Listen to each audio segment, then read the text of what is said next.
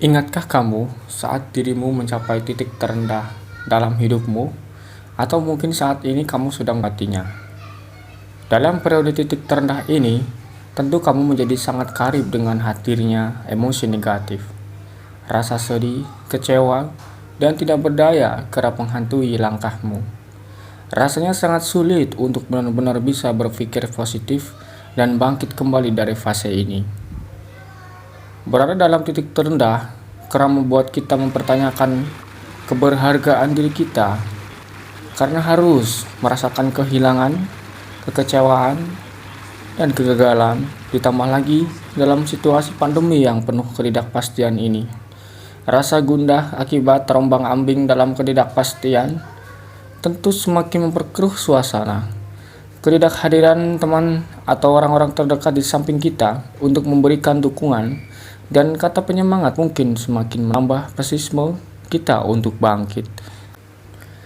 Lantas, apakah ada secercah solusi dari semua ini? Tentu ada.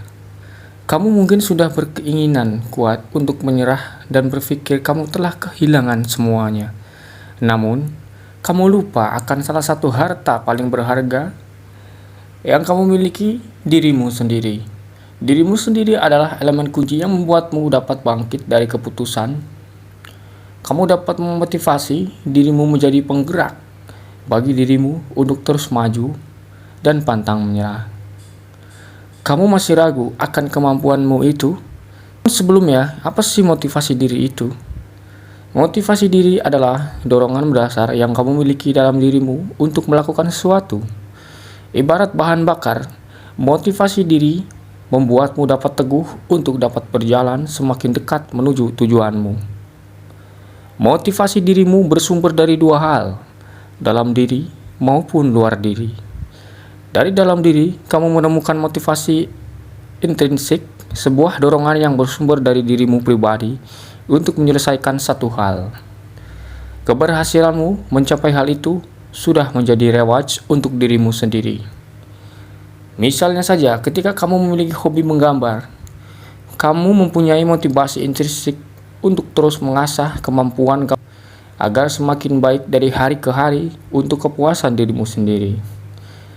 Dari luar diri kamu akan menemukan motivasi ekstrinsik, motivasi yang disebabkan oleh adanya rewards eksternal, entah itu pengakuan dari orang lain, uang, status, maupun kekuatan dan kekuasaan.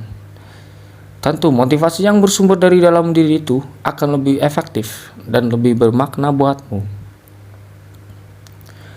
Mengapa rasanya susah sekali ya untuk memotivasi diri saat berada di titik terendah? Jika kamu merasa demikian, jangan menyalahkan dirimu sendiri karena tidak bisa selalu berpikir positif. Kenyataannya, merasa putus asa saat dihantam berbagai kenyataan pahit adalah hal yang lumrah. Menurut Profesor Ron Siegel dari Howard University, dalam salah satu pemaparan soal mindfulness, otak modern kita belum banyak berevolusi. Dan seperti halnya manusia purba, kamu tentu ingat, pada zaman purba, manusia harus hidup menyatu dengan alam dan hewan buas. Sebagai upaya bertahan hidup, otak manusia sangat sensitif terhadap sinyal yang menandakan bahaya. Bahkan hingga saat ini, untuk otak kita, kebutuhan untuk bertahan hidup tetap menduduki posisi utama dibandingkan kebutuhan-kebutuhan lainnya. Ketika kita merasa berada dalam bahaya, kita kemungkinan besar tidak dapat berpikir soal pengalaman membahagiakan atau penghargaan yang telah kita dapatkan semasa hidup. Sebabnya, kita lebih mudah mengingat kejadian-kejadian yang mengancam atau tidak menyenangkan dibandingkan dengan kejadian-kejadian membahagiakan. Namun meskipun kita memiliki tendensi demikian, nyatakan kita tetap dapat bangkit dari kesedihan dengan beradaptasi dengan kondisi biologis kita tersebut.